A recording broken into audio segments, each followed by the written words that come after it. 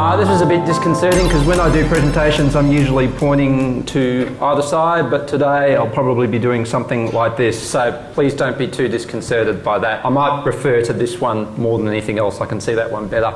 Look, tonight I'm going to give a relatively short presentation. I tend to speak quickly anyway because I'm certain everyone would prefer to spend more time on the Q&A component of things. I'm going to go over a few different things tonight, particularly with reference to committees, as Ashley noted in her introduction and her kind words. Thank you, Ashley. I'm going to talk a little bit about some draft legislation that has just been released for consultation, and then a few best practice tips. Anyone who's ever seen me speak will know that my focus is on practical problem-solving issues.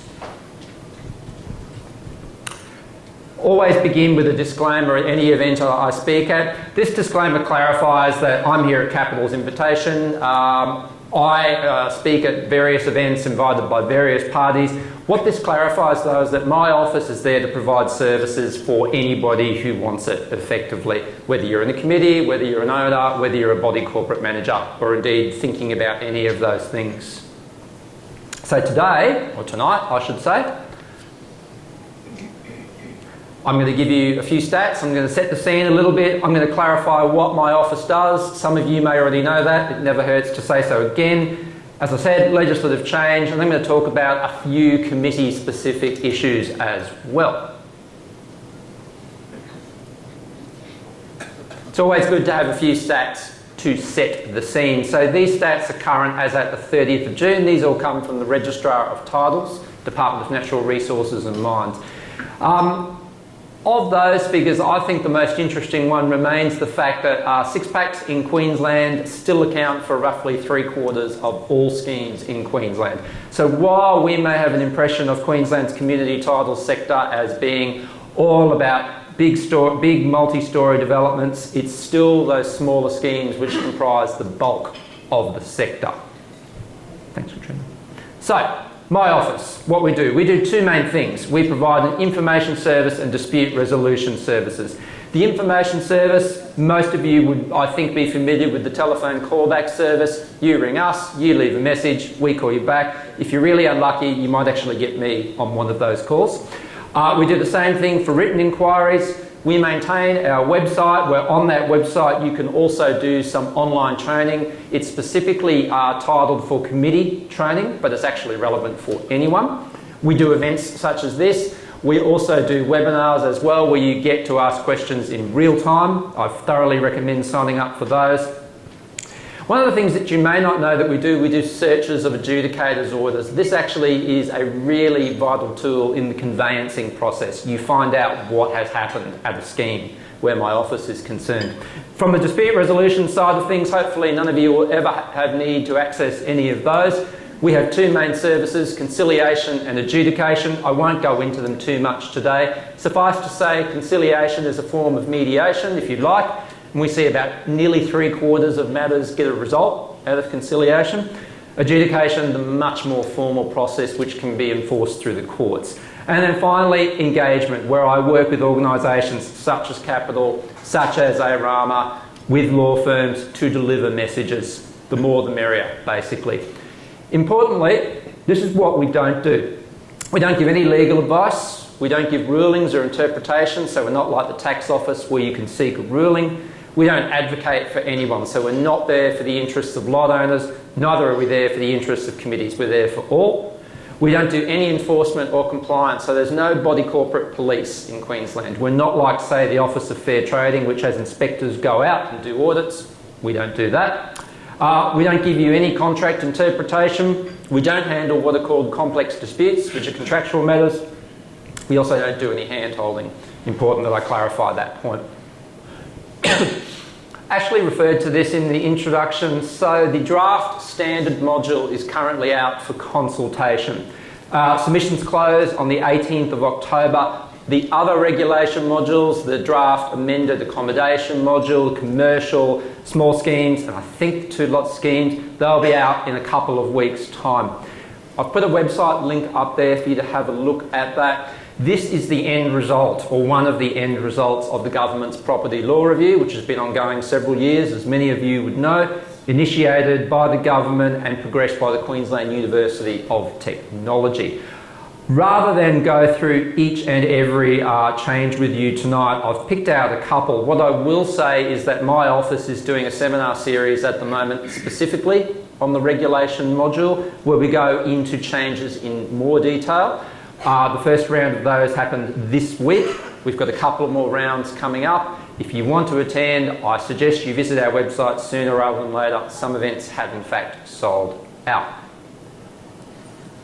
So the first example I'm going to give you the now, and I'm going to give you where it goes to. So the now, there's no obligation on the committee to make a timely decision on an owner's motion. So from my perspective, if an owner puts a motion to the committee, it's expected the committee will make a decision. But it doesn't actually follow in the legislation the committee is obliged to do that, nor does it put a particular time frame. What is proposed? If a body corporate member submits a motion to the Secretary, the committee must, as soon as reasonably practicable, include the motion at the next committee meeting or decide the motion by what's called a vote outside committee, or VOC. Now, I know that some of you will immediately ask the question, what does as soon as reasonably practicable mean? It means what it means in the circumstances, and sorry for that government speak, but that's really what it means. Each situation will be different. So it doesn't impose a set time frame, but what it does, it puts in legislation a clear onus and a clear responsibility on committees to respond to an owner's motion. That obligation does not currently exist under legislation. The next example I'm going to give you, there is no specific provision about how a member of the committee attends the meeting in person. However, what is proposed, make it clear that all members of the committee may attend the committee meeting by electronic means with permission of the committee. So basically, this proposal does two things. First of all, I think it reflects what currently happens in practice in a lot of cases. Secondly, it moves the legislation into the 21st century. I mean, that stands to reason. Those are the two, I just picked out those two examples at random. One of the other legislative changes which are popping up in the standard module is about, I'm sure this will be of interest to many of you, about committee members having a debt. Currently, as it stands, if a committee member has a body corporate debt, they are not prevented from voting. The legislative change will actually prevent that from occurring in future. So that will be another change. With all of that in mind, so just a refresher on what I mean by legislative change, that draft legislation is now out for consultation. If you have anything to say about it, now is the time to say it. This is the opportunity to say, that works, that doesn't work, what about this, what about that? I've presented at one of my office's seminars already in the past week, and already in that seminar there were probably half a dozen matters that came up from the audience where they'd said exactly that. But what about this? But what about that? My answer, you know where to put in a submission to the consultation. This is your opportunity to say to government, yay, nay, or otherwise. Regardless, or whatever the changes may be, I have picked out what I consider to be the issues or the emerging issues for committee. And I'll go through these in a bit more detail now. So the first one, well, some reminders first of all. Thanks, Katrina.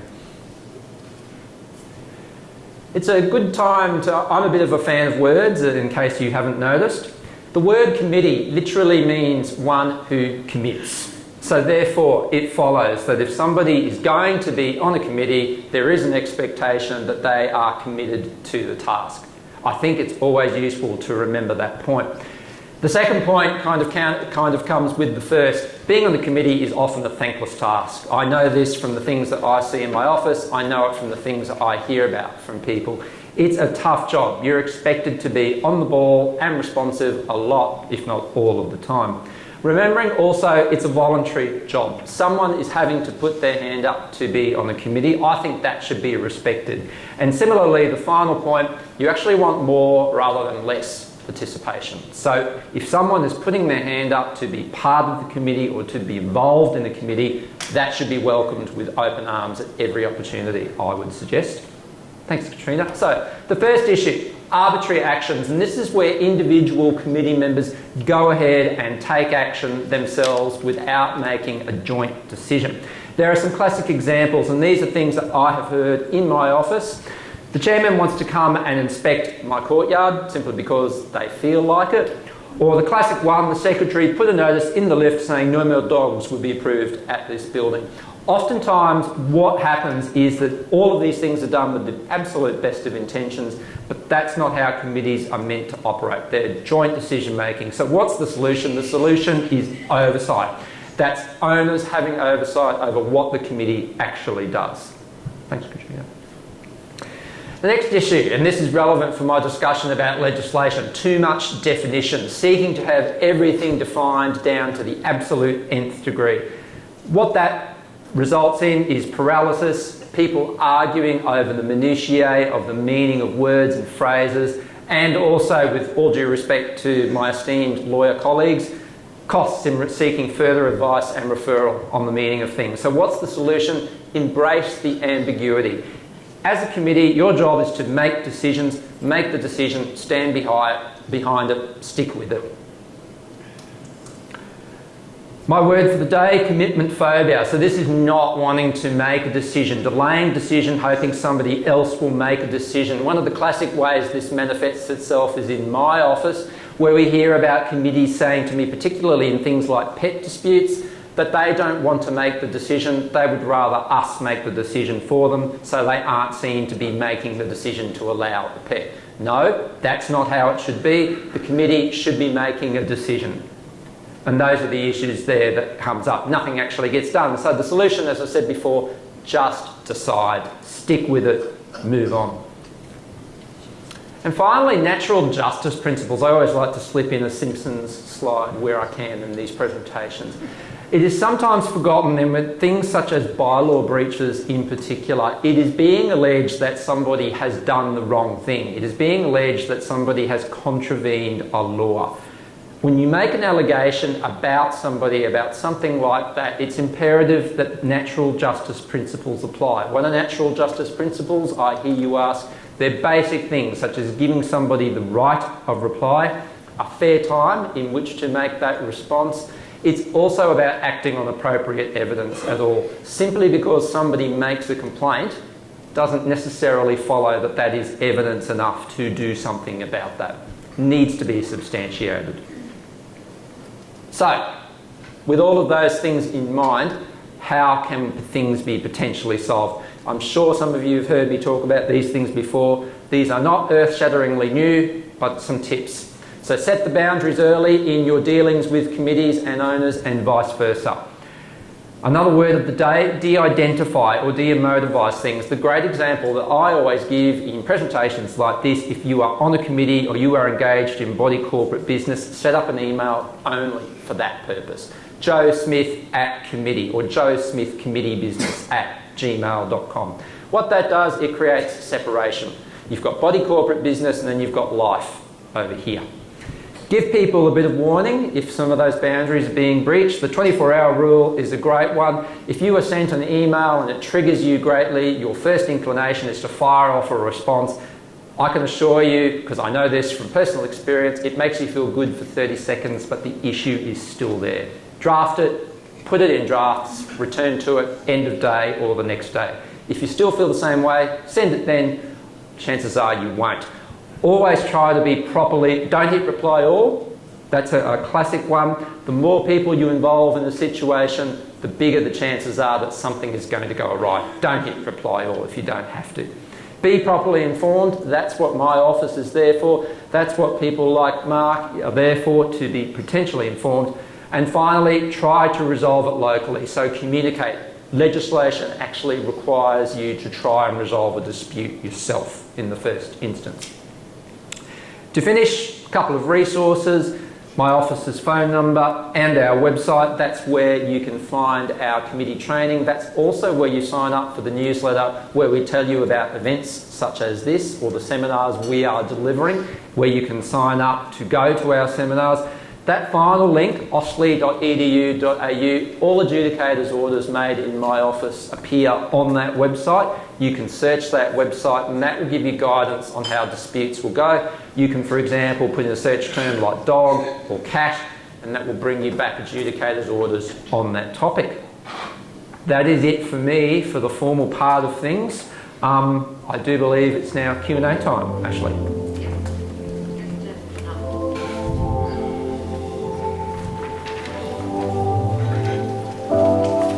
All right, well, shall I kick off things with one from the app, Ashley? So, this question from Sheena. Can a committee, when improving installation of expensive, so not cheap, expensive shutters, for example, request the owner to undertake not to claim on the body corporate insurance? Who wants to start? Me?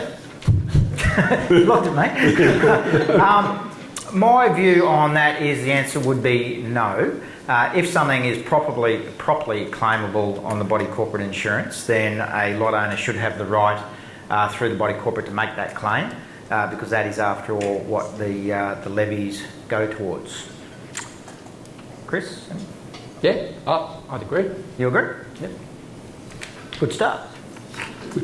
I might try one from the list that we had prepared earlier, Ashley.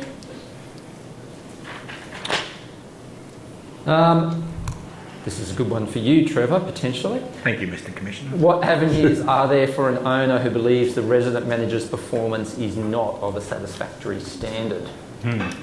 So, management rights is a complicated business. A resident manager has two primary roles. One is an on-site letting agent, a small business operator, and the other is a service provider, acting on a contractual basis to the body corporate. So the very clear way of understanding whether a caretaking service provider is undertaking their job properly is to first of all look at the agreement and see what the job description is. There was a school of thought many years ago, with respect, Mr. Mellick, where many lawyers like to write vague caretaking service agreements, and that, I think, causes problems in today's business, where you're trying to hold someone accountable to a contract that might have words in it like 5-star service to the best of your ability in the fullness of time. What we like to see, and what usually overcomes those kind of disputes and misunderstandings, are caretaking service agreements that are specific and measurable. So the more specific and measurable you can make your caretaking agreement, then the more accountability you can hold over the caretaking service contract. Not sure if that fully answered the question, Chris, but the answer is specific agreements is the best way to go. Certainly, just on the point that Trevor raised, he's absolutely correct. As a lawyer, we love to see duties in a caretaking agreement which are very specific. Body corporates, unfortunately, don't often get that opportunity because, of course, more often than not, the caretaking agreement's put in place by the developer when the scheme is established. So the developer won't necessarily have in mind the most ideal duties for the body corporate. But there's certainly people out there that, if we ever get the chance, and it happened today, what I said to the body corporate today was, go and get an independent expert to prepare a very specific list of duties. You do this daily, you do this weekly, you do this fortnightly, because it provides certainty for both sides, the caretaker and the body corporate, and it also enables a better avenue to collect evidence if a caretaker is not perhaps doing the job. One thing I will say about body corporates, and it needs to be borne in mind, and it happens to us every day when we're addressing committees who say that the caretaker's not doing their job, you need to be very careful that what the body corporate and committee's expectation is of the caretaker in doing their job actually accords with what they're required to do under the agreement. Because at the end of the day, as Trevor said, it is a contract between the body corporate and the caretaker. And the duties that the caretaker is required to do are only those that are in the agreement. And we spend a lot of time educating committees who come to us and say the caretaker's not doing A, B, C and D, and we have to say, well, that's okay, but he's actually only required to do B and D. So it's very important for committees to bear in mind that the contractual obligations are only those that are set out in the contract. I've been saying for years, if you've got a good caretaker and a good committee, what will happen is the agreement will get put in the top drawer and everyone will get on swimmingly. It's when you have a not so good caretaker and rest assured there are not so good committees that people will have recourse to the actual contractual terms. Chris?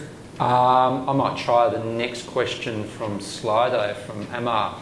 The BCM, Body Corporate Manager, said in relation to requests for records under Section 205 of the Act, it is too hard and too costly, we will not action. That's in inverted commas. Is this a valid excuse? I'll kick it off. I might hand over to Ian after that. From the Body Corporate Manager's perspective, there's a short answer and there's a long answer to that. The short answer is no, that's not a valid excuse. The longer answer is that's on the assumption the records exist in the first place. So it's all well and good to ask for a record, but if it doesn't exist, there's no point in asking for it.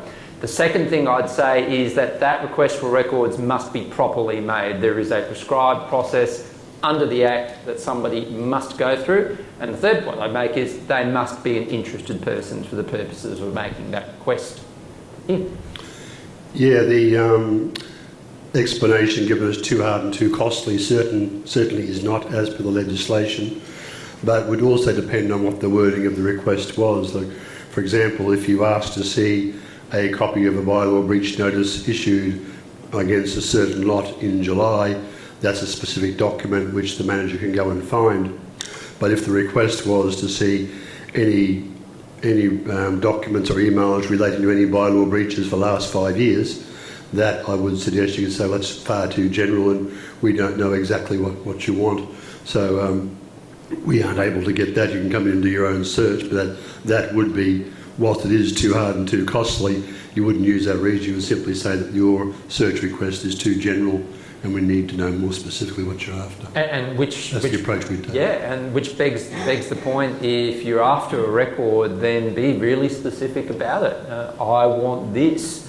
It's much easier from the perspective of the person asking for the record. If they make it narrowly defined, it will logically be much easier for the Body Corporate Manager or the Secretary to locate it and hand it over. Definitely. Next, I don't know, I'll just pick one at random. Why should owners pay fees in full if the Body Corporate do nothing about the complex? For example, the security gate has been broken forever. Well, I'll kick it off. It's not just maintenance that your fees pay for, of course. It's things such as insurance and various other things as well. And look, I hear all the time, my office hears all the time the argument from owners, well, I shouldn't pay my fees, I shouldn't pay my levies because, and then a number of excuses are rattled off, because the committee hasn't done this, because this action has not taken place, because something else. I get why people say that, and maybe the panel has a slightly different view. I get why people say it, but at the end of the day, if you're a member of a body corporate, your primary responsibility is to contribute in the form of levies. That is your responsibility. The body corporate cannot sustain itself without that funding. Yeah, absolutely. And on top of that, the body corporate has certain statutory duties, one of which is to repair and maintain its common property. So if the asker of that question is suggesting that the body corporate is not complying with its statutory obligation to repair and maintain its common property, then that owner or occupier has a right to lodge an application in Chris's office for an adjudication order that the body corporate be ordered to attend to whatever repairs are necessary. So can I just ask a quick clarification? So on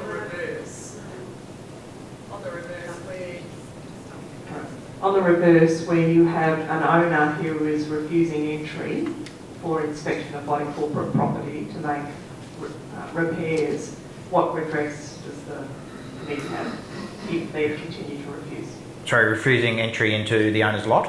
It's the external balustrade. So external, it's actually common property. Yep.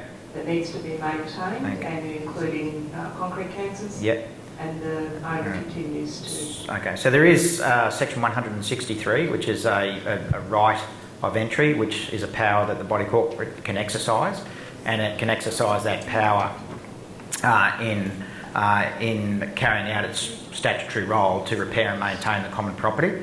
So you would serve what's called a Section 163 notice on that owner or occupier. Now, the difficulty with those notices, of course, is that if you're still, if that owner's still not allowing entry, then there's a couple of things. It's an offence not to allow entry, so you could really adopt a very bullish view and get the police there, and the police will facilitate entry. I've seen that happen incredibly rarely. What is more likely to happen is that the body corporate, through its committee, would get an order from the Commissioner's office allowing entry. But like a lot of things in body corporate land, if everyone just cooperated, you actually wouldn't need Section 163 notices, you wouldn't need bylaws, would you? People would just do the courteous thing and the cooperative thing. But to answer your question, yes, the body corporate can exercise a right of power, a right of entry. Like most things in body corporate land, it is overlaid by the body corporate's statutory obligation to act reasonably. And there's certainly been a recent decision where there was a Section 163 notice issued. It was issued for proper purposes, meaning it ticked the criteria in Section 163, but I think it went to the district court. I think the district court said in the circumstances, notwithstanding you had a power to enter, it was unreasonable to exercise that power. So my view is, what's the point of having a statutory power if someone's going to say it's unreasonable to exercise it? It's all about the seriousness of the issue as well. I mean, Mark quite rightly pointed out that there are instances where the police have been called. I know because my office has heard all about it. As Mark quite rightly said, it's an offence under the legislation. Do you want to go to that extreme? Well, it depends on the circumstance, doesn't it? If things are serious enough where there is a potential risk of life and death, maybe. If, however, it's not quite that serious, that might be a reserve power that is held up the sleeve and used sparingly, I would suggest. Yep. Look, question down here. Just on the statutory duty to repair and maintain the common property, what's the case where the common property is a shared responsibility of the owner of the lot and the common property, and I use a fence as the example? Who makes the first step? Should the body corporate committee step in and make the first step to repair that fence, or do they have to talk it out between them? So where is the fence? Fences bordering the lot and the common property inside the lot, inside the total lot. So it's essentially a boundary. It's a dividing Fence between the lot and the common property. dividing fence. Yeah. I'm talking wooden fences now with palings falling off. Yeah. So that still gets captured by the Neighbourhood Disputes Resolution Act. So it used to be the old Dividing fence. Dividing Fences Act. That's been incorporated into the Neighbourhood Disputes Resolutions Act. So if it's a dividing fence between common property and a lot, then either the body corporate or the owner would have recourse to the avenues available under the Neighbourhood Disputes Resolution Act to get a fence repaired, in the same way that if it didn't involve a community title scheme and it was just two neighbours, same rights. But if your question is who initiates it, any of those parties can initiate it. The thing to bear in mind with that, the Neighbourhood Disputes Act, Dividing Fences Act, you can't just go ahead and fix the fence or replace the fence and expect the adjoining owner to pay. They don't have to. You have to go through the notice provisions, giving copies of quotes and all those things. You do occasionally strike up. Some people jump the gun and think, I'll get it fixed and they'll fix me up for half. But if they haven't done the preparatory work, you're not entitled to claim the half. We have another Slido question, Ashley. On the topic, the very topical topic of defects, is cladding that is combustible and developer is aware the responsibility of the body corporate. The developer became aware of combustible cladding prior to handover. So I will kick it off. So obviously cladding is a very topical issue for some buildings in Queensland. So this is something initiated by the Queensland Building and Construction Commission. Some buildings, maybe some people from in this room, have proceeded through different stages of the assessment process in relation to cladding. and might find themselves in the final stage, which is the rectification stage, in which the body corporate may be responsible for some significant rectification. The question about who is responsible and where that responsibility lies. Look, I mean, it's not really my area of expertise other than to say if my understanding of how it works is that if there's cladding there and the body corporate has found itself in that final stage of assessment, then they've got to rectify it. What they do after that in relation to the developer, I might hand over to you, Mark. Yeah, that's okay. I have the luxury of my fellow director being the head of our, I guess, defect or construction division, so he's probably better placed to answer. We've got that division which has two lawyers in there, one of which is a builder of 20 years and foolishly decided to become a lawyer. Phone number? Not on, well, I do, yeah. But Chris is right. I mean, at the moment it's regrettably the body corporate's issue, and so they would be responsible for getting rid of the illegal cladding. Whether they then have rights against the developer will depend on a whole lot of stuff. The difficulty for the body corporate in those circumstances is establishing a link between it and the developer, because the developer obviously sells the lots, so there's a contractual link between the buyers of the lots and the developer, but there's no contractual link between the developer and the body corporate. So somehow you've got to establish that there's I guess a duty of care between the developer and the body corporate. That's often difficult, and that goes, I guess, towards a bigger issue of defects generally, where you build a building, and we've seen it in New South Wales recently. And I was thinking about this on the way over. You've got this, in my view, what appears to be a disconnect between the government is saying we want to encourage high density living, but at the same time the government is saying the QBCC isn't going to offer the statutory insurance that it offers to normal homeowners, to owners of lots in the community title scheme where it's greater than, I think, 4 stories, Chris? Three stories? Where it's greater than 3 stories. So you've got the government saying, yep, we're all for high density living, but if anything goes wrong with those units, you're on your own. And I think that's an issue which ultimately will be fixed at government level. I think it needs to be fixed sooner rather than later. But if there is a big issue in body corporate land, in my view, that's it. Building defects is the biggest issue facing community living today. And I think the other thing with the cladding question is that if it is the combustible cladding, then I'd suggest that you certainly have a duty of care to all of the owners to resolve the cladding problem as quickly as possible. And indeed, your insurance company would probably be having a fairly close look at you, making sure that the cladding was coming off. So the time it would take to litigate with a developer, particularly an unwilling developer, you really don't have that luxury, or indeed probably that amount of money. So I'd suggest the first things first is to fix the problem, maintain the building, maintain your insurance, and then look at whether or not there's any worthwhile going after somebody by way of a claim.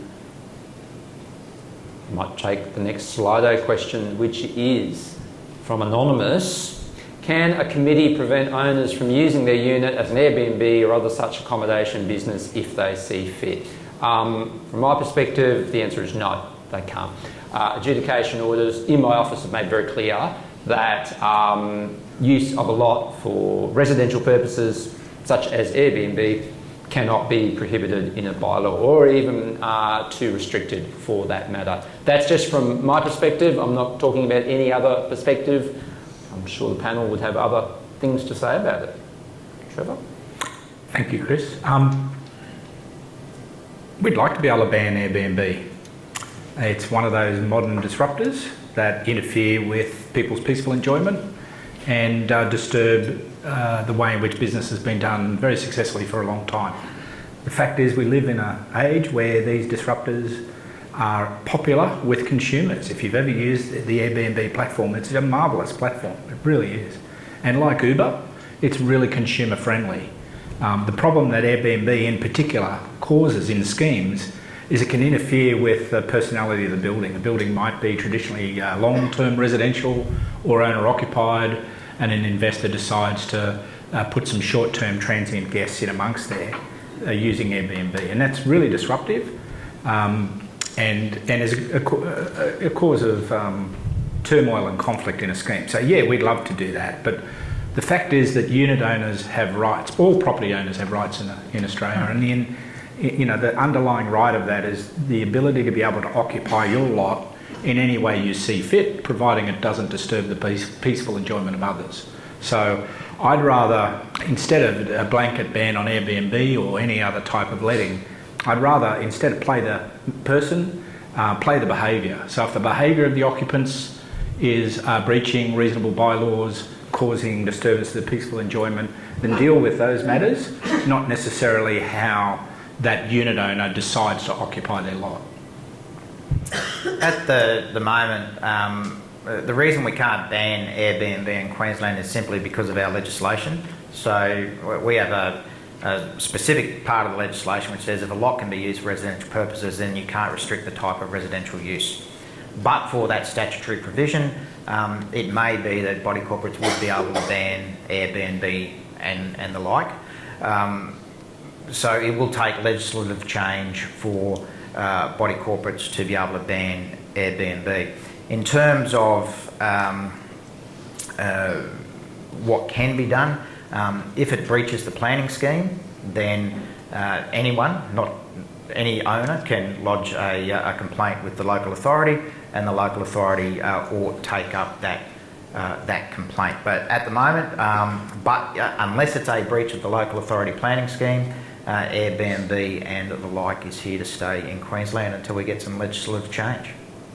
So I've got a little bit of an amplification question. So it relates to insurances. I'm hearing that some insurance companies are starting to shy away from buildings that have a significant Airbnb kind of letting situation. Mm-hmm.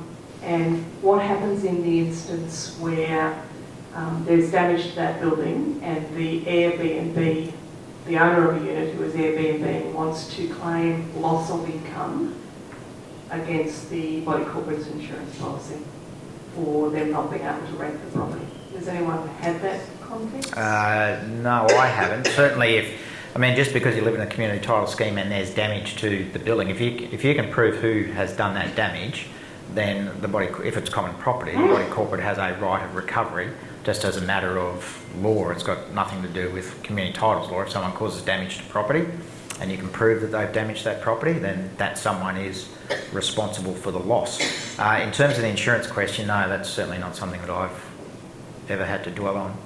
There was a recent adjudication order from my office which touched upon the issue of insurances and short-term letting. I'm not sure if it's specifically about your question, but if you go to that website I put up before and use the search term short-term letting and insurance, you will find the order. Yep. Thanks, Chris. We will actually send out Chris' presentation to everyone, so you'll have all the links.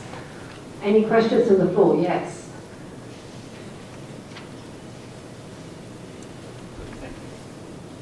Look, just following on from where you were before with the Airbnb, if I go to book into a hotel, I've got to produce a licence, perhaps a passport, perhaps the name of a firstborn child, and say down the track. Airbnb, I don't think it's got those regulations that need that.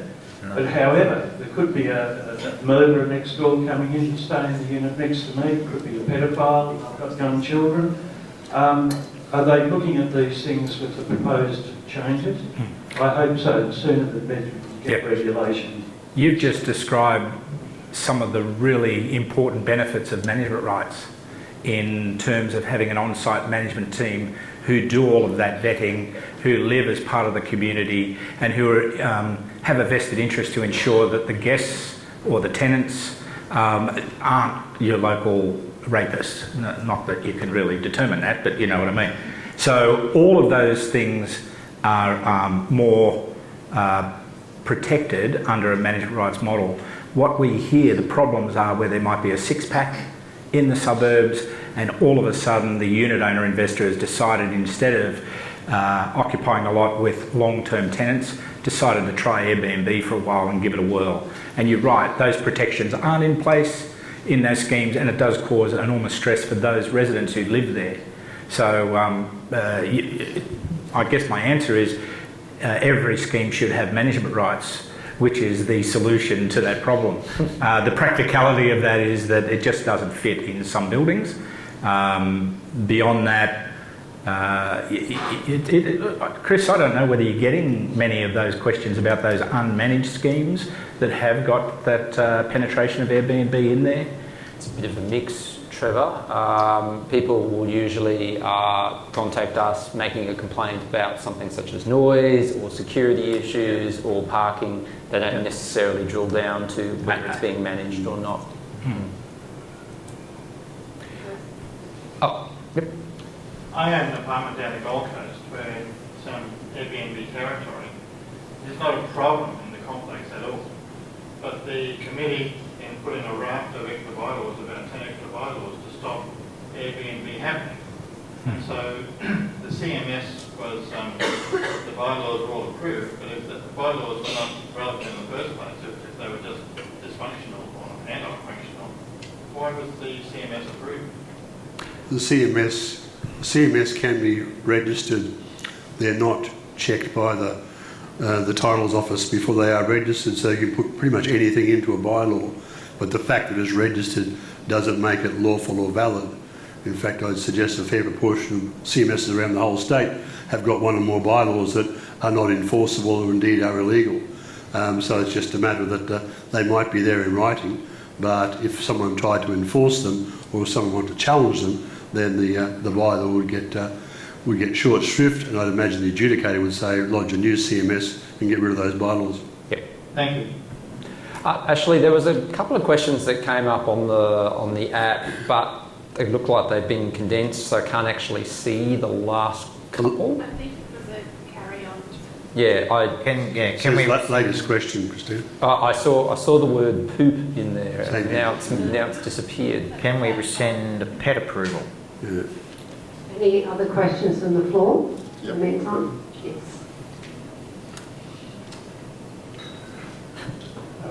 Thank you. This is a general question.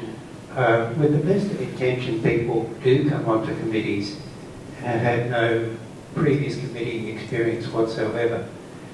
Would you, everybody's nodding, I know people do have some intention of doing the right thing, but could you confirm that the behaviour, the setup and performance and even the structure of the committees should always mirror how parliamentary committees actually work? Or is that not the case? Is it simply the case that the points that are made in the notes from the Management Rights Committee, people such as Capital, clearly set out how the committee should behave, and it's been my experience from just looking at some of those notes, they don't quite tally with what a committee should be doing. So the second question is, you said that some things on most of these bylaws don't actually hold force in law. And would it be also true to say that common law in Australia actually trumps pretty much everything that is in the bylaws? In other words, if it's not acted and supportable under common law, then really it's not truly a lawful bylaw at all. Do you want to take on the latter one? No? Yeah, we're going back to Law 101, aren't we? Well, statute trumps common law. So if a bylaw offends the Body Corporate and Community Management Act or one of the regulations, or in fact some other piece of legislation, then that bylaw on challenge will be, or ought to be, ruled invalid. So going back one step, when we're talking about bylaws that are clearly invalid. People might say, there's a no pet bylaw in this scheme. Well, people still put bylaws in, and committees still put bylaws in, and owners still vote up bylaws which they know to be invalid, and they put them in there as a deterrent. Now, I'm not saying that's right or wrong. I'm just saying that's what body corporates do. And I still see every day of the week committee members and body corporates saying, we want a no pet bylaw. That bylaw is valid until such time, that bylaw must be followed until such time as it is ruled invalid by someone in Chris's office. Rest assured, if you have a no pet bylaw, it will be ruled invalid by someone in Chris's office. So I think that answers your question about the validity of bylaws against statute. So if something offends the A statute, then it will be ruled invalid at Chris's level. You had a first part to the question, which I've... About operation of committees. First part was your... operation of... Yeah, so in terms of how committees operate within the structure of the Body Corporate and Community Management Act. Committees, as a matter of legislation, don't really have expansive powers. So you may have heard the term restricted issues. So committees can essentially make a decision for the body corporate, and they're certainly the decision-making instrument of body corporates, but there's certain things called restricted issues which can't be made at committee level. And those issues are those that are reserved for the owners to decide in general meetings. So anything that requires an ordinary resolution, special resolution, resolution without dissent. So a committee, for example, can't change the bylaws. That can only be done by the owners in general meeting passing a special resolution. So committees, yes, they are the decision-making body of the body corporate, but they're not the ultimate decision-making body of the body corporate. It's probably best to think of committees as the day-to-day decision makers, provided they're making the decisions that they're statutorily empowered to make. And if they make a decision which is outside of their statutory power, then that can be the subject of challenge by an owner who's dissatisfied with the committee's decision. Does that answer that first part? You made the point about whether committees act in the same way that the parliamentary committee acts. I often use the analogy about Parliament and Cabinet in the same way that body corporate is to Parliament as committee is to Cabinet, and I would maintain that analogy. Do they operate in the same way? No, not exactly the same way. Is the concept the same? I'd suggest it's pretty similar, because you have got a group acting as the executive who is responsible for day-to-day decision makings on behalf of the greater whole. That's where the similarity lies, I would suggest. Yes, I guess I was really referring to standing orders or expectations of behaviour and performance. Oh, okay. Going off on a Yeah. they have no knowledge. The gentleman is suggesting whether or not there should be like standing orders in relation to how committees do their business. Look, the body corporate legislation doesn't require that, doesn't mandate that. I would suggest in a lot of cases that would be overkill, but you could see some circumstances for a large scheme or a large agenda or for a lot of items or for contentious items that actually mightn't be such a bad thing. Same with anything that a committee does. Something gets considered, a decision gets made in it one way or the other. That's basically it. Can I make a comment? Sorry, you go first. It's your show. The other thing I was just going to add to that is that, and I've said to a number of committees over the years, that just because you go onto a committee, you suddenly don't acquire legal knowledge, engineering knowledge, or building knowledge. You are there just with the knowledge you have trying to do a job. And some committee members I've met seem to take it upon themselves that they're going to go off and organise all of these things with the greatest respect to them. They don't really know what they're doing, and they don't come and talk to Capitol. They don't go and see somebody, an expert. They think we're going to go and do this. And at the end of the day, you're there to make things happen, but you're not there to do it all yourself.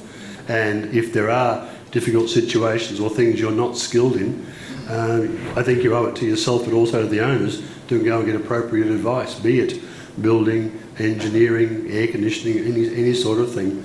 And your first step there is to say to the, in our case, body corporate manager Capitol, we need someone who has this expertise. And we've got just lists and lists of people, all sorts of expertise in all sorts of various areas, that we can say, well, other bodies corporate have used this company, go and try them, or you need to go and see such and such, just to give you a guide. But I've seen far too many committees take on things which they've got no expertise in, and they can occasionally make a bit of a mess of it.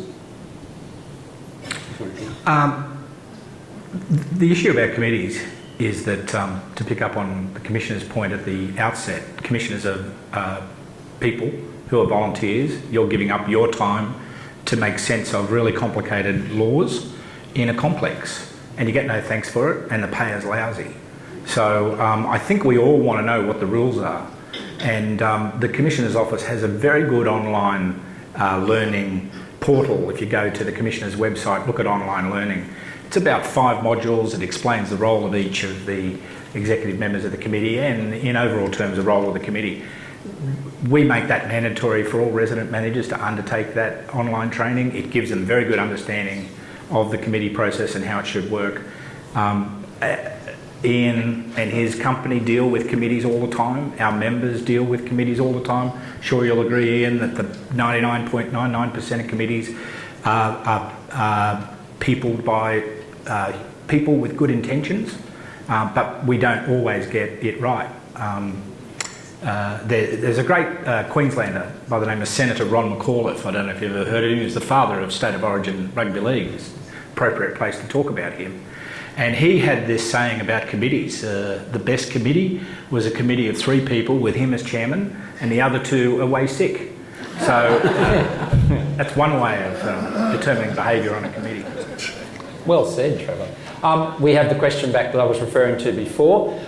2 dogs poop and pee all day on the balcony. Pet approval states unacceptable. Tenant hoses off maximum once daily. No attempt to walk the dog, litter or train or other mitigation. Can we rescind the pet approval and have pet removed? Well, yes, you can at that point. So the whole point of putting conditions on a pet approval is to ensure that the pet, or more importantly, the owner, complies with those conditions. That sets out the standard it is expected of the dog or the cat or whomever, and therefore if that's not being complied with, action can be taken. That action is through my office, either for a bylaw breach or a nuisance. If you're thinking that sounds awfully complicated, I can tell you that there was a case almost identical to this that went all the way to QCAT, and maybe is even going further, I don't know, in which this precisely happened. The woman owned a pet, and if memory serves me correctly, would hose off urine down to the balcony. It was cascade below. An order was obtained from my office for removal of the dog, so not every dog gets to stay from my office's point of view. This one was ordered to leave. The owner appealed that matter to QCAT. QCAT did not uphold the appeal, and it may or may not be being appealed further, I believe. So it does happen. Can and does happen. That's the whole point of conditions, though. Putting conditions in place is a way a committee has some relative control over the keeping of animals on the scheme. Gentlemen, I have a question regarding the use of common property on a 64 townhouse property, which the regulation module is the standard module. We have a portion of the common property which contains a swimming pool, tennis court and barbecue area. I've lived in the complex for over 20 years, and for the first time I've noticed that an owner-occupier, I think an occupier, has engaged the services of an outside person to come in and provide tennis lessons. As far as I'm aware, there's been no contact with the committee. I'm not on the committee at the moment, but there's been nothing reported in the minutes. It just concerns me that this could lead to someone coming in to teach swimming lessons in the pool, and it does curtail the use of those facilities by the rest of the residents. Is there any situation in body corporate law that we can, the committee can say something about this? I might answer that. I'll kick off, and I might answer that by flipping that around and saying if that occupier invited their maid over to play tennis, not a coach, would you be concerned with that? No, we do have owner-occupiers who do have visitors to use the pool. Yep. Invited over for the use of the barbecue. What's the difference here? Well, I expect they're earning money. Okay, so your concern is that they're earning money off the common property, off the body corporate asset? Off the use of the body corporate asset. That's it. And it does. We've had an instance where we do have a booking board down in the recreation area which owner-occupiers can make a reservation for the tennis court or the barbecue area. And that's worked for over 20 years. We've had a reservation made by an owner that's gone down, that they've been told to bugger off. We're doing coaching here. Okay. Well, look, I mean, I'd answer it very, very generally by saying that all owners and occupiers must be treated equally in terms of their use of the common property. So there can't be a bylaw which restricts the difference between an owner and an occupier. However, you're not talking about that necessarily. You're talking about the behaviour of an invitee, I guess, and then what they're doing and the fact that they are potentially earning money off common property, which raises some other issues then potentially about liability or insurance and so on. That's an interesting one. I'm going to need to muse on that for a minute or two, so I'm going to defer to Mark to pick it up from this point. I can actually step in there. I've actually had one of those events. On the Gold Coast, somebody was using an indoor pool for water aerobics and those sorts of things, which the committee wasn't keen on because, again, the water aerobics instructor told other people to bugger off and they wanted to use the pool. And we suggested that they contact the insurer, and the insurer was quite concerned that the common property was being used for a business purpose. And my recollection is that in that particular policy, they said they could not use common property for business purposes, and the committee was able to rely on that and basically tell the person they weren't to keep using it for that purpose, and he went somewhere else. So I'm not sure about the body corporate law, but certainly the insurance would be the first thing I'd be looking at, because you may have a liability problem if you've got no coverage and somebody gets injured, in your case, while using the tennis court. We had a situation very recently where a occupier was using the gym and engaging a personal trainer.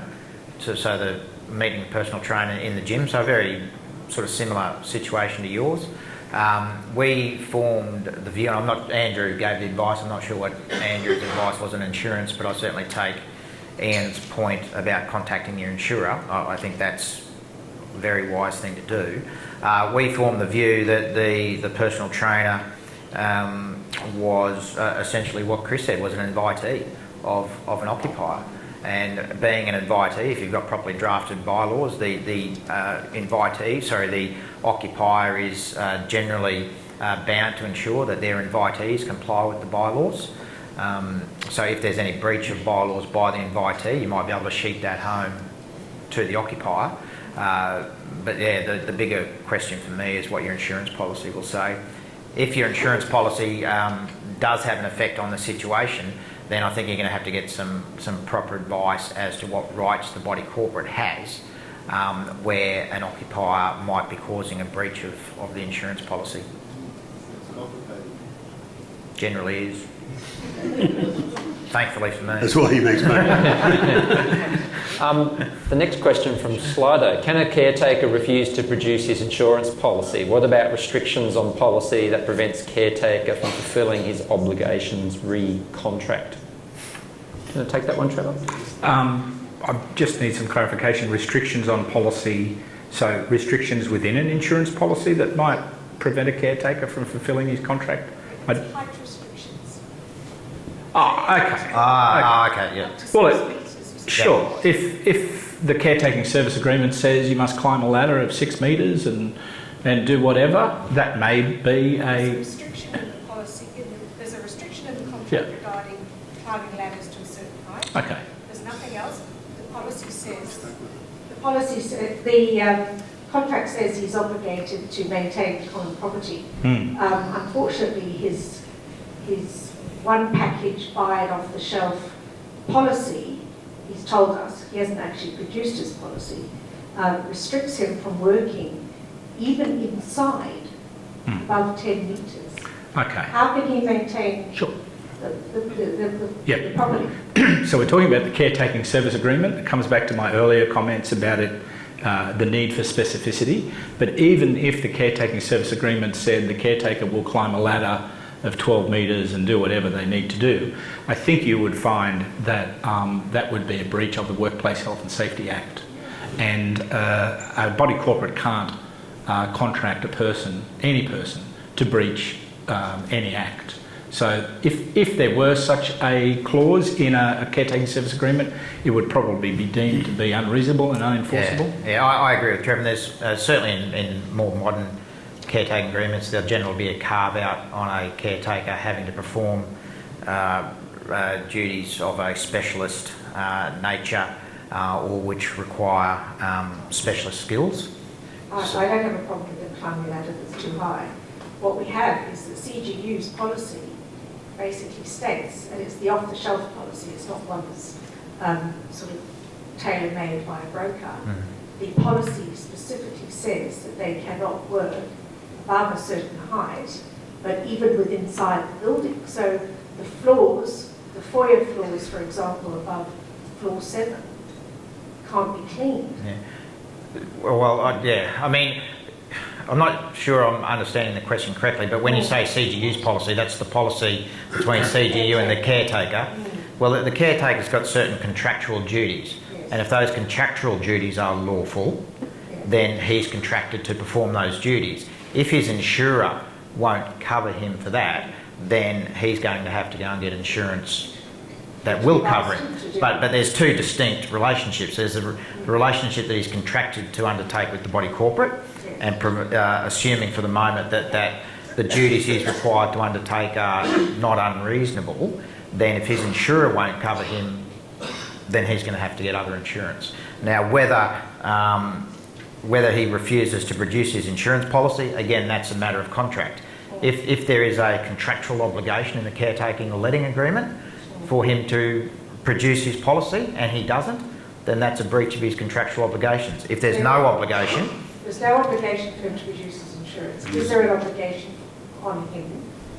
And I suppose that's a question probably for Trevor and yourself. Is there an obligation on him to have public liability insurance and all...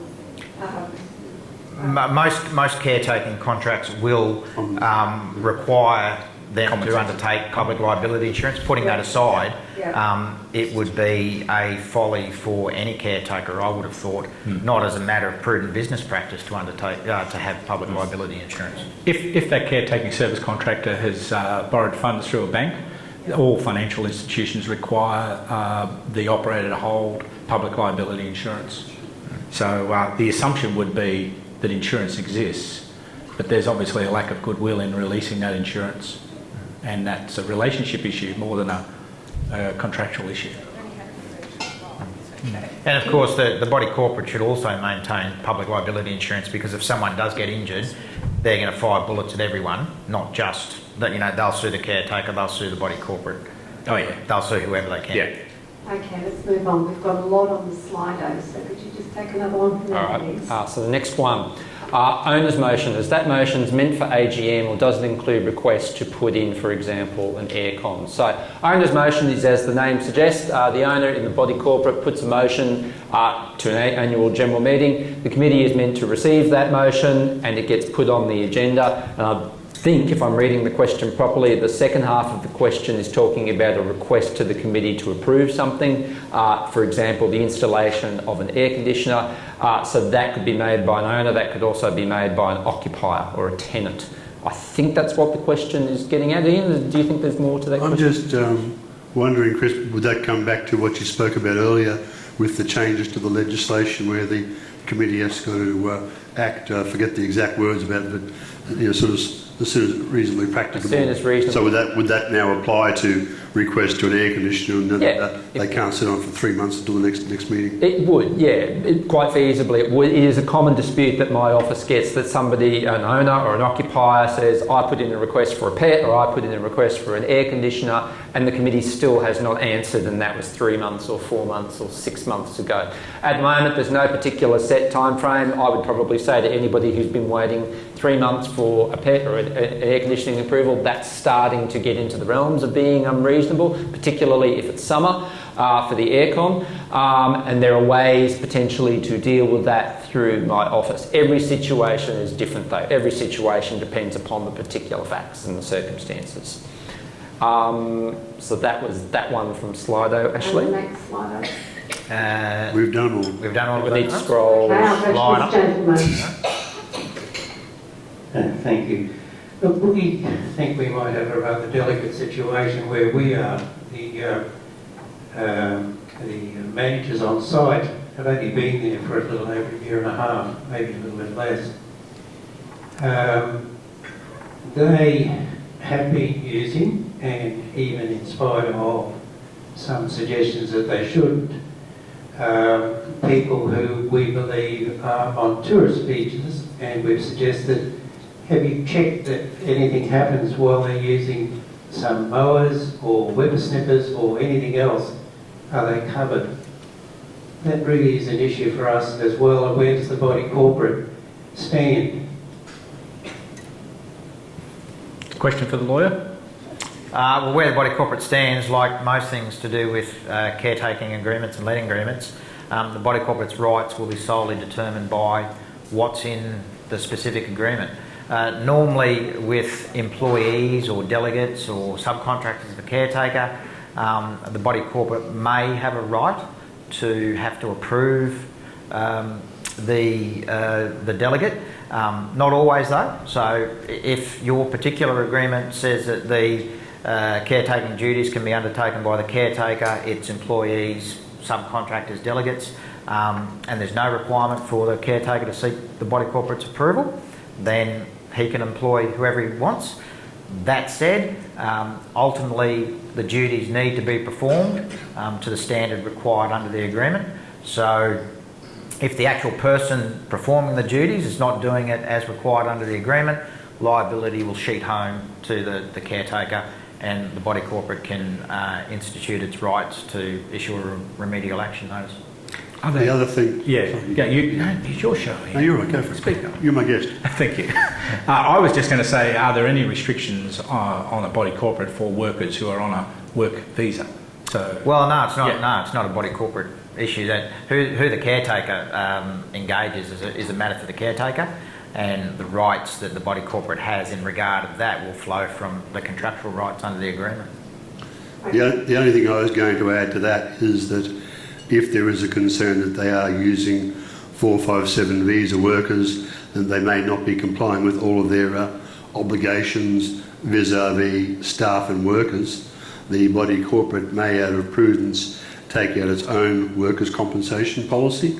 Workers' compensation insurance is fairly cheap, just in case the caretaker doesn't have his own and the 457 worker gets hurt and says, I got hurt, I was working for the body corporate, and then at least that way you've got a policy that covers that sort of claim. You can still argue that he wasn't working, or he or she wasn't working for you, but at least you're not faced with any sort of exposure because of something dopey that the caretaker has done. So if there was any doubt at all about that, I think it's a couple $250, $300, which may be money well spent if you don't think the caretaker is looking after his or her own risk. The other thing the body corporate can do is, if they have real and valid concerns, I mean, they can raise the issue with the appropriate government department in the same way with Airbnb. If the body corporate thinks it's a breach of the planning scheme, raise it with the local authority.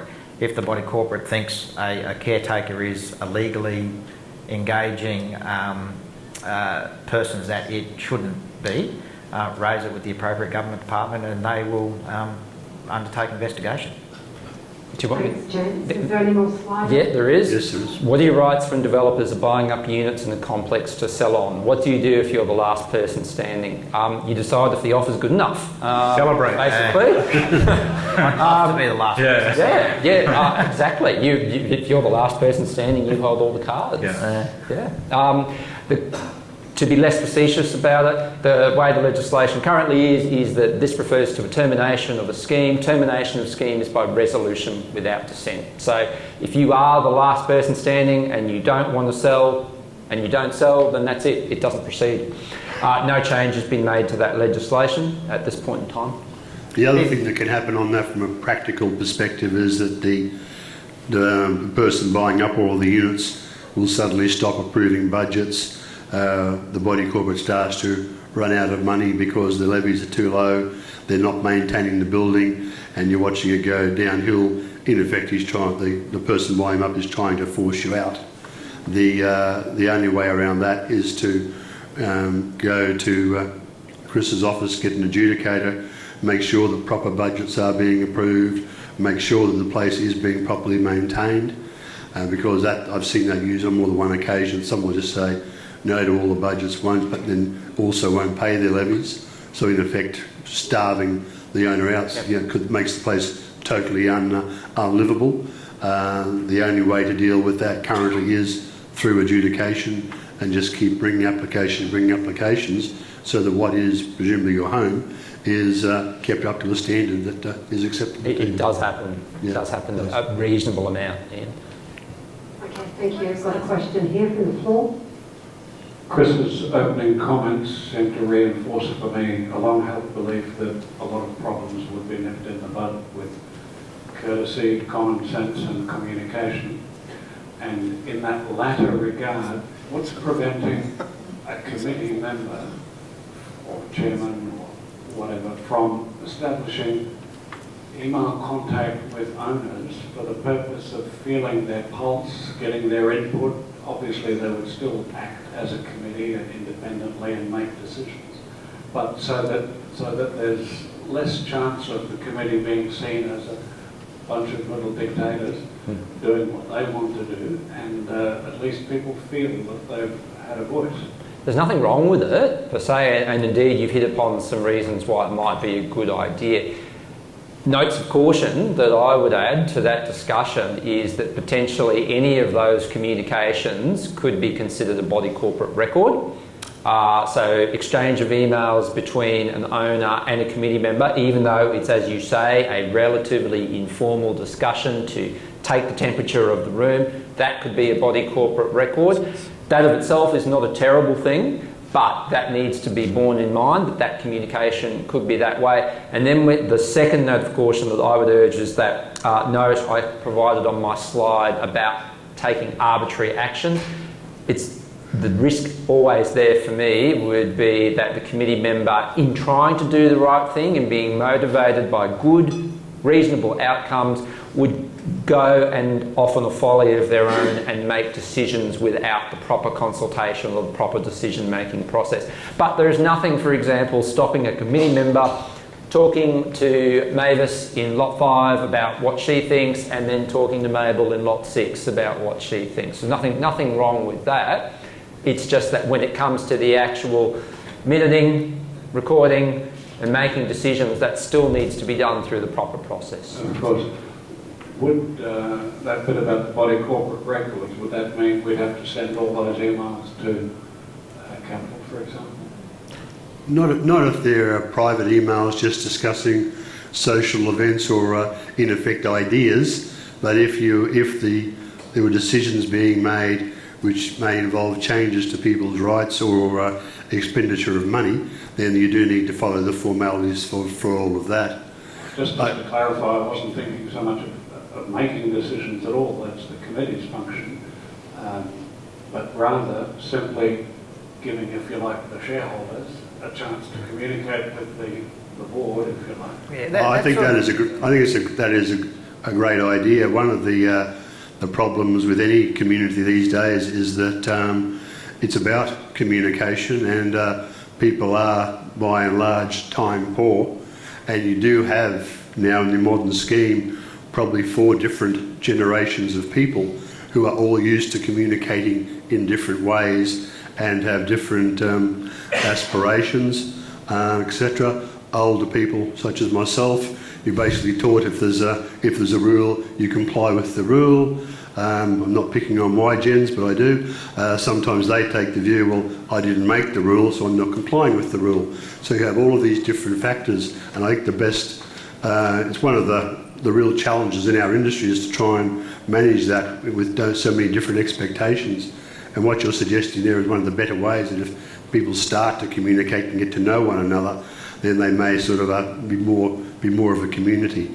It's nothing which you can legislate for, and it's not going to happen overnight, but it's certainly, I think it's worthwhile giving a try to, yeah. Thank you. That sort of thing where you talk about taking the temperature of the room or getting a feel for what the owners think, that often happens where there's major refurbs of buildings, or refurb of a lobby or something like that, and you walk into a lobby and you might have 2 or 3 mood boards where the owners can have a look at what the proposals are to refurb the building or refurb the lobby, and they might have essentially a straw poll as to which one they prefer, and it might be that straw poll one that ultimately gets put to the owners in general meeting to vote on. So that's where I've seen that sort of taking the feeling of other owners, where I've seen that put into practice.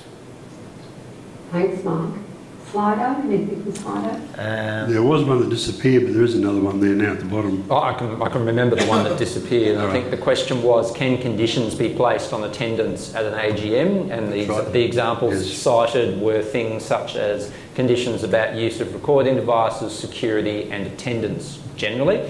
My answer to that would be that the way in which an AGM is conducted is very, very prescriptive under the legislation. That's how the AGM is conducted.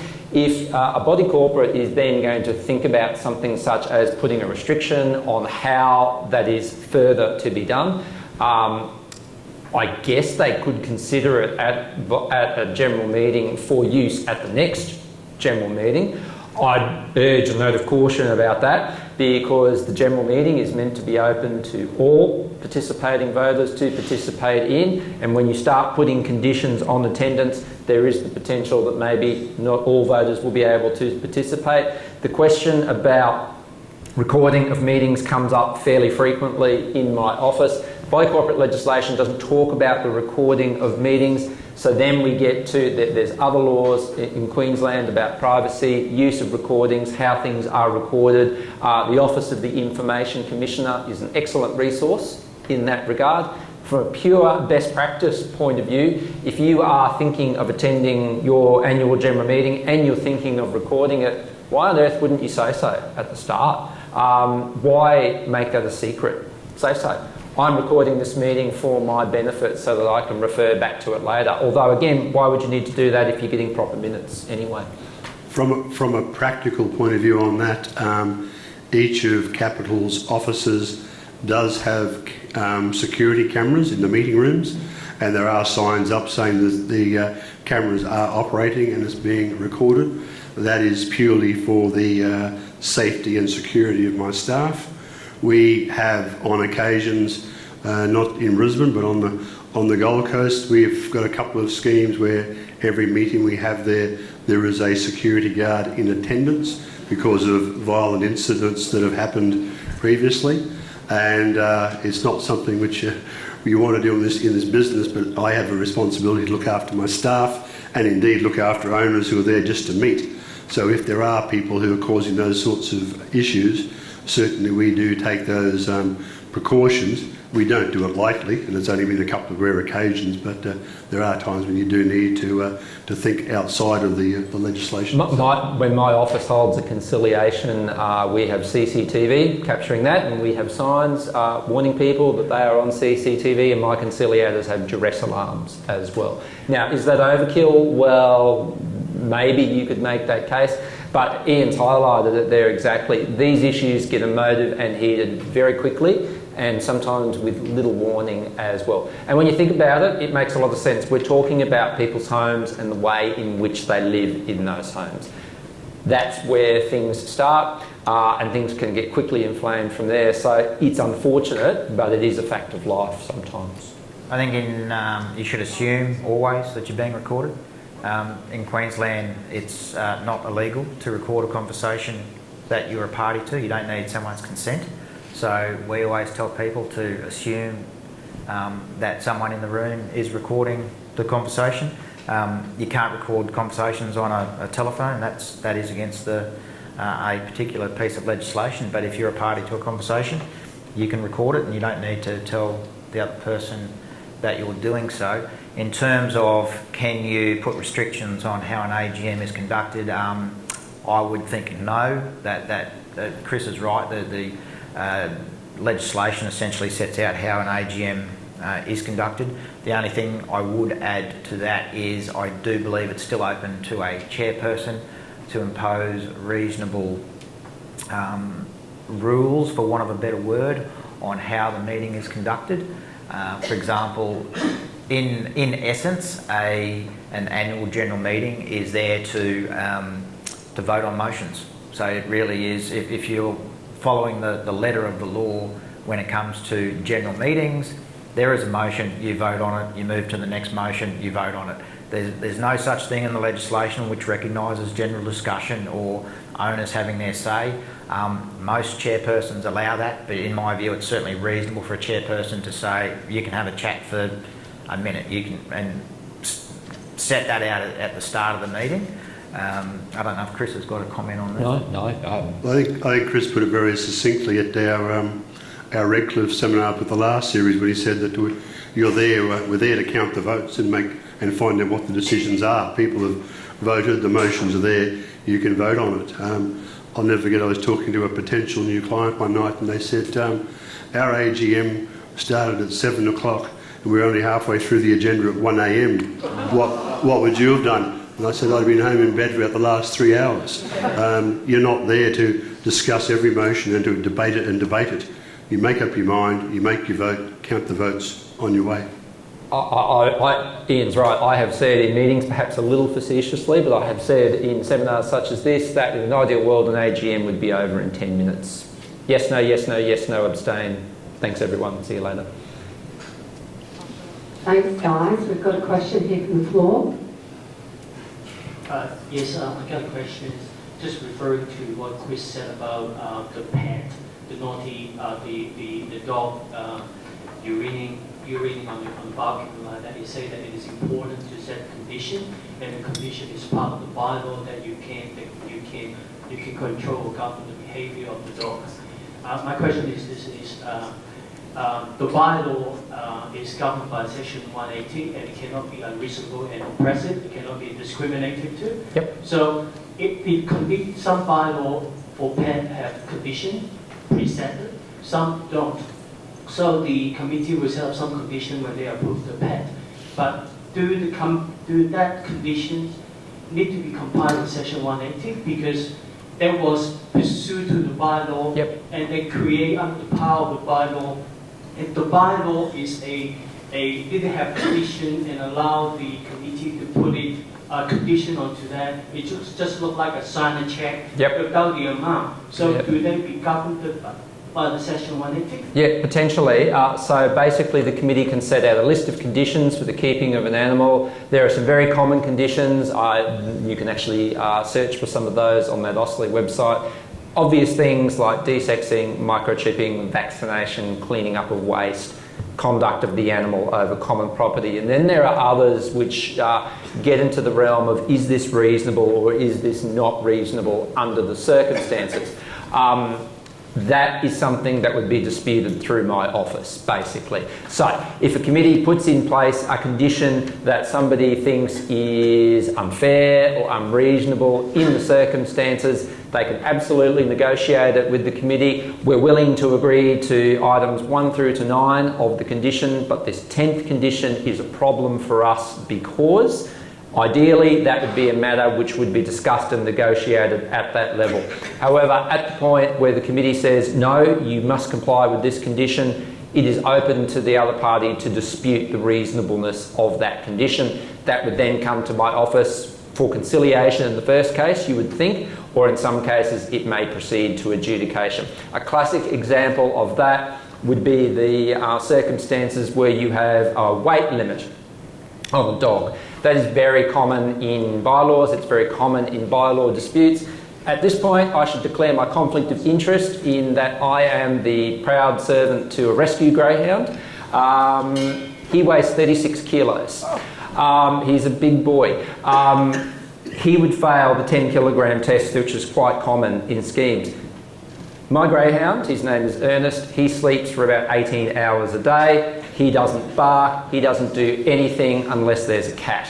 And then he does lots of stuff. Or a rabbit. Yeah.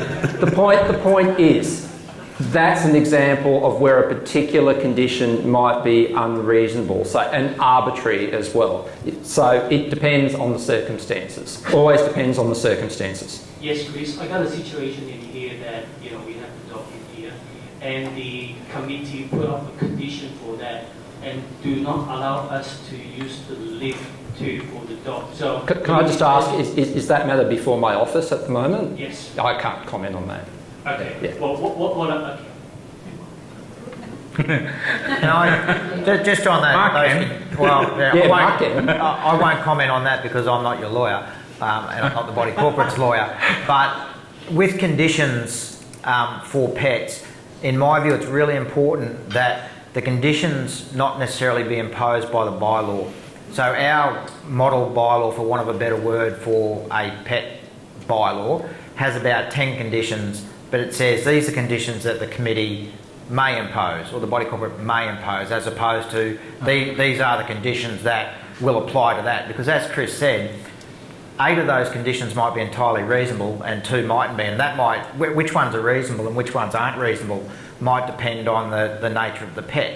So the important thing is, if you've have a bylaw which says, okay, we can impose amongst other conditions these conditions, but it's critical that when you're giving the approval at committee level, that the committee actually impose the conditions, so that there's a minute of a committee decision saying, okay, we approve the pet subject to conditions 1, 2, 3, 4, 5.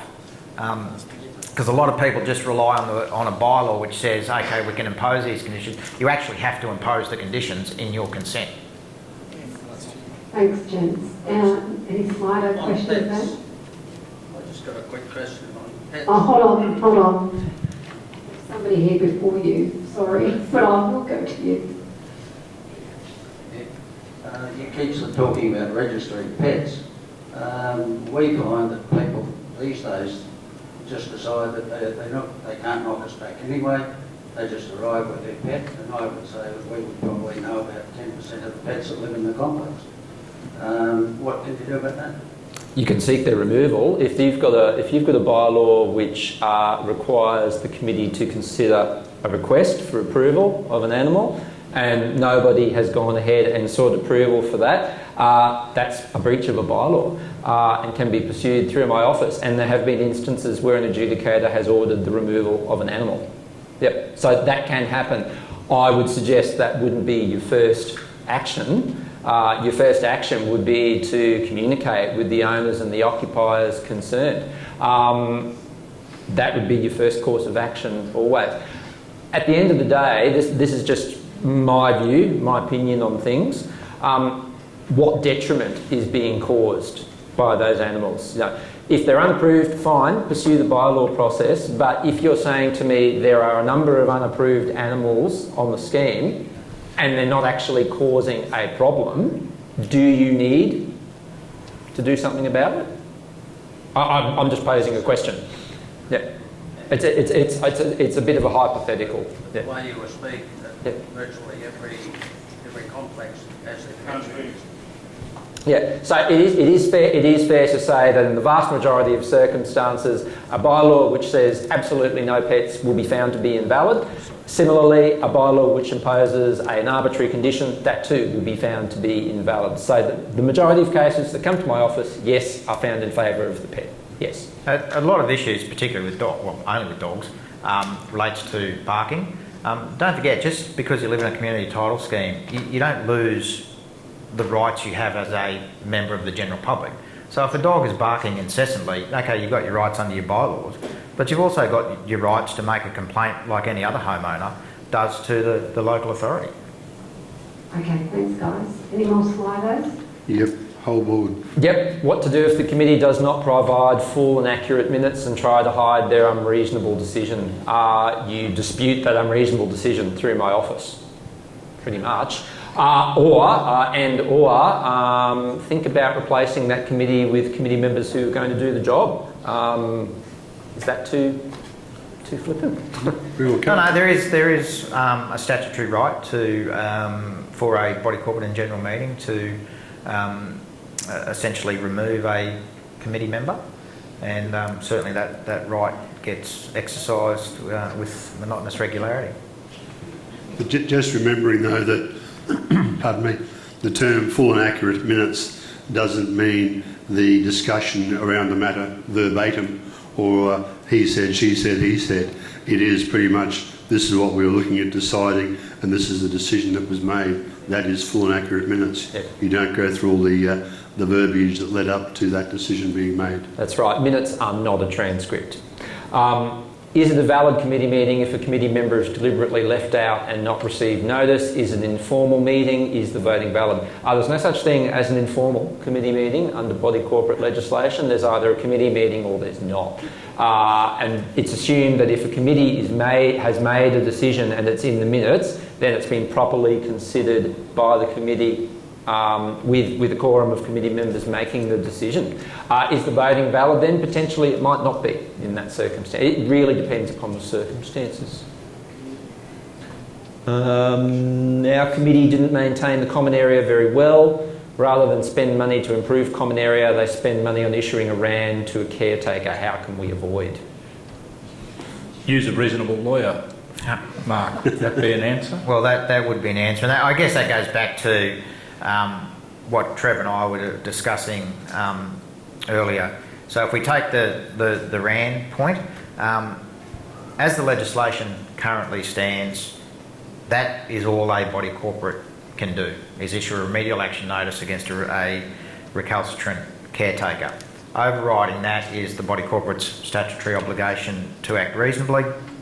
Of course, we would always encourage communication between the committee and the body and the resident unit manager.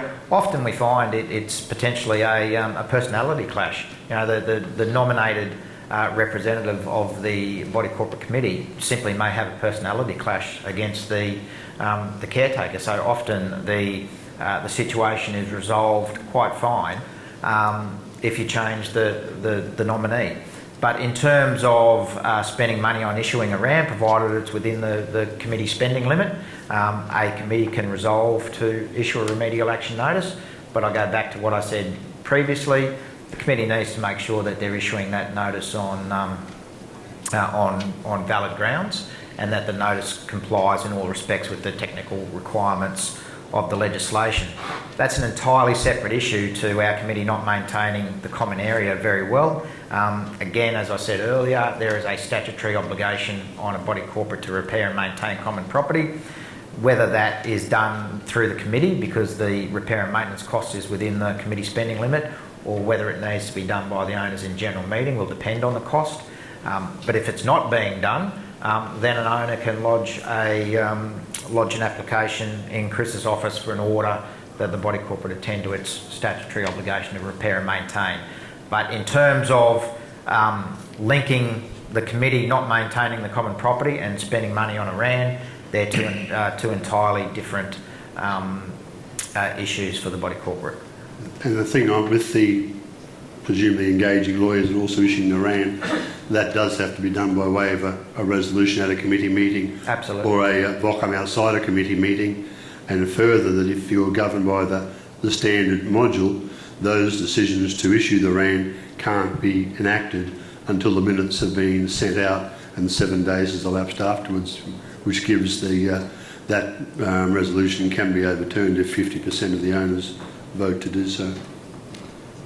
Continue on with the slide, Ashley. If a problem or damage such as cracked walls, loose balconies is found, who is it reported to, and is there a time frame to fix it? Depends where the cracked wall is being referred to. If it's on common property, That's the body corporate's responsibility, usually, and so it should be reported to the committee. If it's within your lot, that's typically your responsibility to fix. Is there a time frame to fix it? There's no set time frame under legislation. It's about reasonable decision making.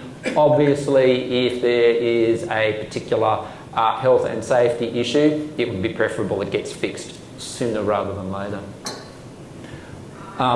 What if nobody wants to be on the committee? Can the body corporate manager act in that capacity? Ian? Yes, the body corporate manager can. There are what are called Part 5 appointments. If a committee is informed at the general meeting, then an extraordinary general meeting needs to be called where you again try to form a committee. But on the agenda for that meeting, the last item of business is that a body corporate manager be appointed to be a Part 5 manager, and if that is approved, then there is no committee and the body corporate manager makes all of the decisions and is governed by the Part 5 in the legislation. It is not something which Capital pursues because there's a lot of responsibility attached to having a Part 5 appointment. We therefore charge appropriately for that, and it is a quite expensive exercise. And from our perspective, at the end of the day, the owners own the building, they live there.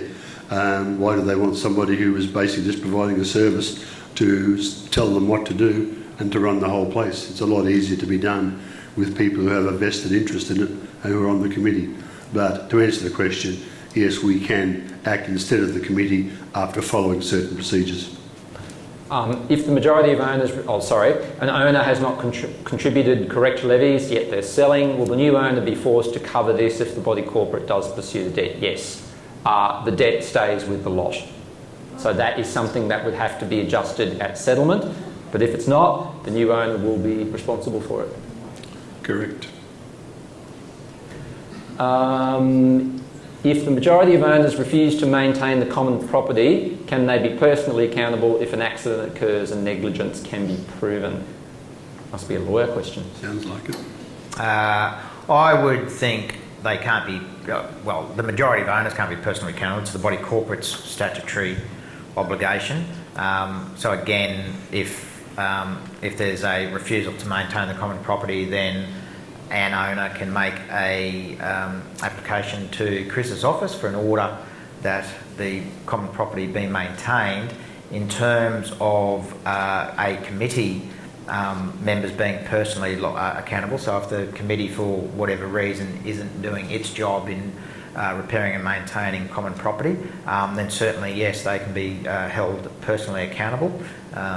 There is protection, section 101 capital A provides protection for committee members, but it's limited to where they're acting without negligence and not in good faith, not in bad faith, I think, is the words. So certainly committee members can be held personally liable, and they won't have the protection of section 1. They won't necessarily have the protection of 101 capital A in all circumstances. Okay, it's gone past 8 o'clock. Have we got many questions there? There's one more. Okay, keep going. We've got a couple from the floor and then Andrea. The Secretary of the Committee is enforcing that external lefts be removed at the expense of the lot owners. They've applied for conciliation, I assume through my office, with one lot owner. Can other lot owners be included in the conciliation as we are affected? No, not usually. It's the committee representing the body corporate and the owner. That's where the dispute lies. Those parties are the parties that represent at conciliation. So the committee, in attending conciliation... That's my question. Yep. I just wanted to say that the first bit doesn't finish what I said. They've actually applied conciliation with one of the lot owners who has dementia. Right. And I've been contacted by his daughter who's wanting to go on his behalf, and she's now contacted us to ask if we can help. Yep. So, yeah. So those are circumstances that you need to explain to the conciliator. Yep. Okay.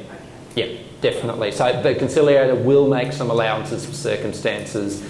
They can make a lot of allowances for the particular circumstances, but you need to explain those circumstances to the conciliator. Yeah. Okay. That was a question up here.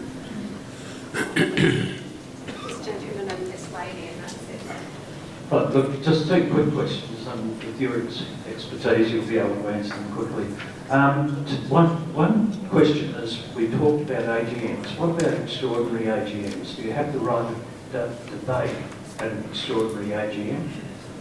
At the extraordinary Same rules apply for all general meetings. Yeah. No, a meeting, whether it's an AGM or an EGM, is there to decide motions. There's nothing in the legislation which recognises debate, general discussion, anything like that at all. Well, where can an owner get debate about an issue? Well, they vote. There doesn't need to be a debate. The owners have a motion which is put to them, and the owners will vote yes, no, or abstain. There doesn't need to be a debate. Oh, yes, yeah, sure. But if your question is, if I want to discuss this, how do I do it? Discuss it with your owners. Get a copy of the roll. Just if you don't see them, if you don't live with them, get a copy of the roll. If you do live with them, talk to them about it. This motion is coming up on the GM or the EGM. I've got some concerns about it. What do you think? I think this. Okay, there's your discussion. But when it comes to the meeting proper, you're voting. You're not discussing. Yep. That's very clear. That leads on to my next question. I've noticed lately a few complexes are not renewing the contracts of the managers come caretakers, and they're moving into administration, but they're getting an administrator in, and then the body corporate's dissolved, I believe, and then the Owners Association takes over that area. Could you comment on that, please? I'm not entirely clear what you mean, sorry. Well, instead of having a manager and a caretaker... Do you mean a body corporate manager? Yeah, I mean a body... Like someone no, like... not body corporate, not body corporate. No, resident. A building. Yeah. I said Yeah. I referenced it with a complex. Yeah. Complex manager. They're not being renewed, their contracts, and as a result of that, instead of the body corporate, they have an owners association that are responsible to bring forward issues that are raised by the administrator. In other words, works programs, things that need to be done, the management, financial... Who's the administrator? Sorry, what do you mean by administrator? A person coming paid for it. So you've been paying, say, for the manager, but what's rather than a resident manager or whatever you call it, but still a manager, and they're moving in an administrator that comes in probably from 9 to 5. You use some access security and things like that to have the security of your building. Yeah, I think what you're referring to, there's Trevor, and he'll talk about this shortly, no doubt. There's the traditional management rights model, which is you have your resident caretaker and letting agent. What certainly as a body corporate lawyer I'm finding people moving away from is resident caretakers and letting agents, because the simple fact of the matter is when you combine the cost of real estate with the cost of the caretaking and letting agreement, it becomes unsustainable. So we certainly still see the management rights model, and I think it works perfectly fine, and I think there's certainly buildings which justify having that model. Where it isn't necessary, and we've seen it, or I've seen it over the years, is where you might have a block of 12 units and it's got a caretaker. I don't think management rights was meant for that type of scheme. But in terms of the different models, we've got your traditional management rights model. You're now probably moving towards that management rights model without the requirement to live on site. Would you agree with that, Trevor? In some small schemes, yeah. Okay. And then you've got other various models which are, a facilities management agreement, where you essentially engage a facilities manager and they will subcontract out all the duties. I think where you were heading when you talk about the owners corporation was the actual body corporate engaging people, because the body corporate is the owners corporation. So I'm not sure what you mean by owners corporation. The legal structure doesn't change. You've still got the body corporate. You still have to have a committee. You don't need to have a body corporate manager. But if you're going to engage contractors for a lengthy period of time, you have to comply with the legislation so far as that goes. That you may call it something different, but it still has to fit within the statutory structure. Yeah. But certainly you can have a body corporate engaged, Bill's mowing and Bob's pool cleaning and that sort of stuff, and not have the caretaker. But you get to a certain size of scheme where that's just, in my view, unrealistic, because what I always say to committees who want to go down that path is, who's going to engage Bob and who's going to engage Bill? And their response to that is, oh, well, the body corporate manager will. Well, they will, but that's an additional cost.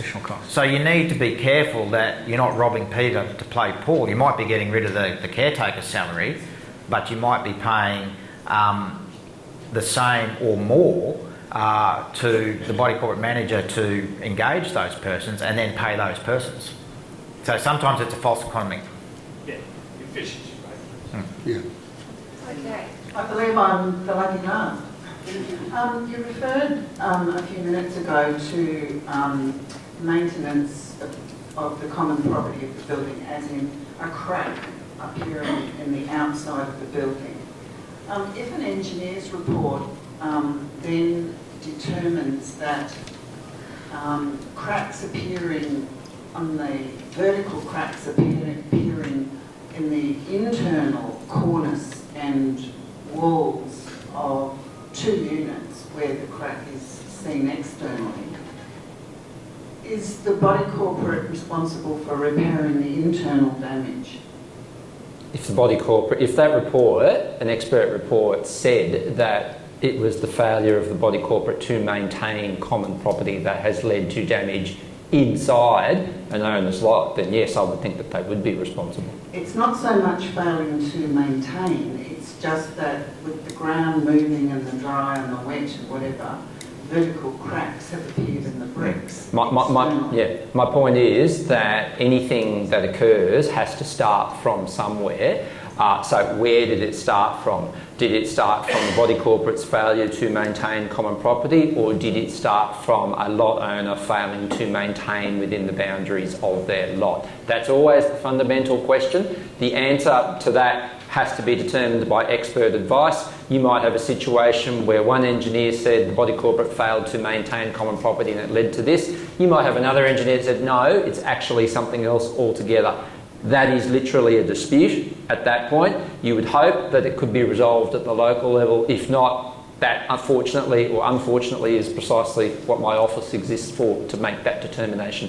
Yeah. It will also depend on how the scheme was created. Yep. So whether it's a building format plan or a standard format plan, because different rules apply depending on what plan created the scheme. Won't it also depend on whether it's the supporting structure?